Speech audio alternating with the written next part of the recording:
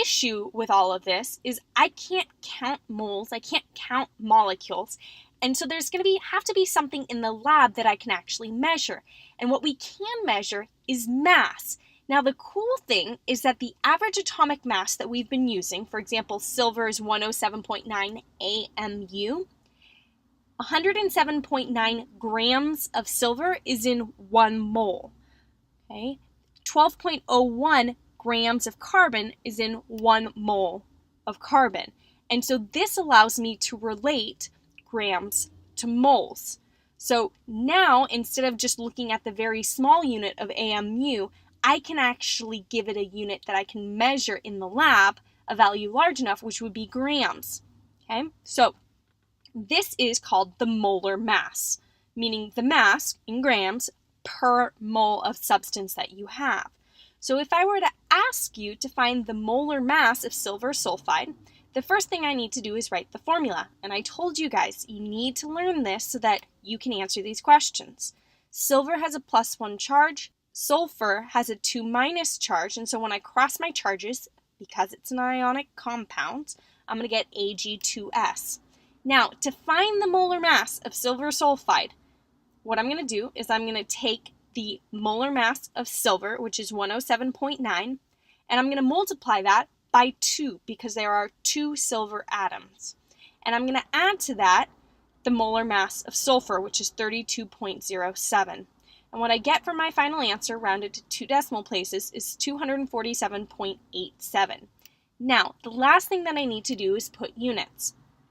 While, yes, the units would be AMU if I'm talking about average atomic mass, the other unit that I can use, which is going to be very useful now that I'm talking about moles, is that this is the mass per mole of that compound you have. So the units are going to be grams per mole.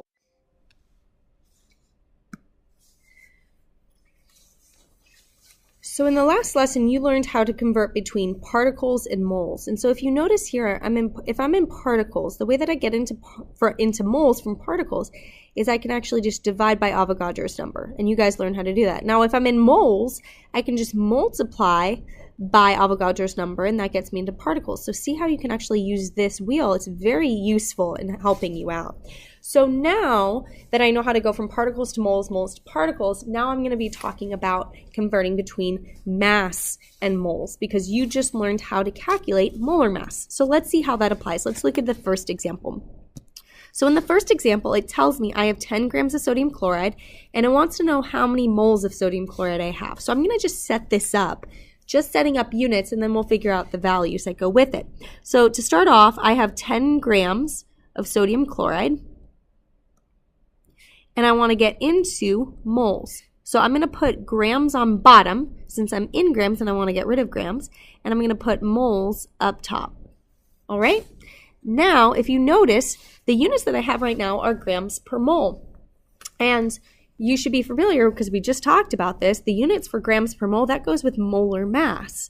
And so whenever you see grams per mole or moles per gram, that's going to be referring to molar mass. So I've got to take sodium chloride, whose formula is NaCl, and I've got to figure out its molar mass. Well, sodium has a molar mass of 22.99, and chloride has a molar mass of 35.45. And so if I add up those two masses, the molar mass that I get for sodium chloride is 58.44. And so remember that the units for molar mass, as we just discussed, are grams per mole. And that should help us in actually determining what values to put here now. Because it's 58.44 grams for every 1 mole, I know that I'm going to have to put a 1 in front of moles, and then the molar mass, 58.44, in front of grams. And so when I solve this problem, I'm going to take 10 grams, and I'm going to actually divide it by 58.44 in order to get my answer. And so what I get unrounded is 0.1711 moles. Now, if you look at the value that was given to you, 10.0 has 3 significant figures. And so when I round this, I'm going to round this to 0.171 moles in order to have just 3 sig figs. And that's my answer. All right, let's go back really quickly, make sure we're comfortable using this wheel. So I went from moles into grams, okay? Or sorry, no, I went into from grams into moles. So notice going from grams to moles, I need to divide by molar mass. Look, I did that there. All right, let's try the next one using this wheel. So I start off and I'm in atoms, so I'm in particles. So I have 5.62 times 10 to the 24th atoms. Okay. Now, because I'm in atoms, I want to get into moles. I'm going to put atoms on bottom. And I'm going to put moles on top. Okay. Now, remember the relationship between atoms and moles, that is Avogadro's number. And notice, so I'm going to put 1 mole. I'm going to put Avogadro's number on bottom. So I'm going to take 5.62 times 10 to the 24th, and I'm going to divide it by Avogadro's number, which is 6.02 times 10 to the 23rd. Keep in mind, you got to be careful. Whenever you're dividing by a number that has a multiplication symbol, make sure to put it in parentheses in your calculator, because otherwise what you might accidentally do is divide by 6.02 and then multiply the entire thing by 10 to the 23rd. And so when I do this, the unrounded answer that I get is 9.3355. Okay. However, this has 1, 2, 3 sig figs, so I'm going to round this to 9.34 and make sure to put my units, which are moles. I'm going to really quickly get rid of that. All right.